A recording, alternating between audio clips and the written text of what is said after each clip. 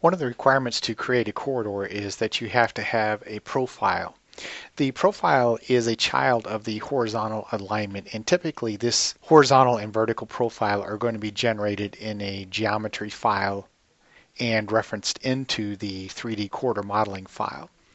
And so in this particular example, what I wanted to show is how we can make a different profile and assigned to the corridor to look at different alternate design processes.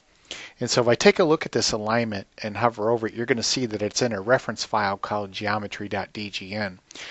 In order to actually modify the profile, I have to be in that file. So if I right click on that alignment, I can simply select exchange and it takes me right into that drawing, which is kind of handy. And I'm just going to rearrange things here a little bit.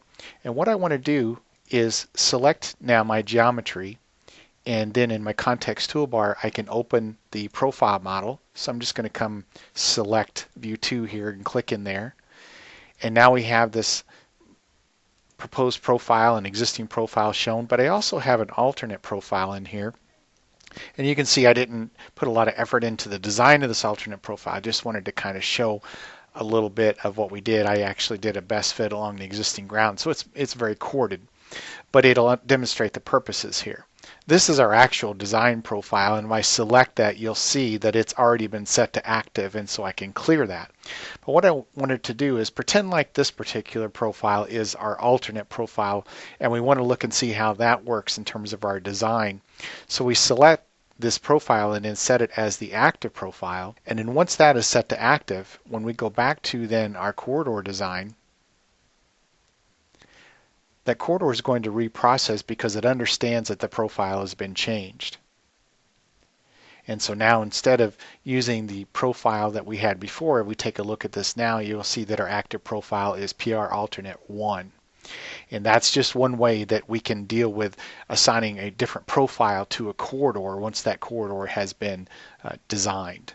And so just to take that back, we'll go back and I'm going to right click on my alignment one more time and do an exchange to go into my geometry file. And then we can select that geometry with the context toolbar, open our profile model, and we'll do a fit view here. And then I'm just going to zoom in.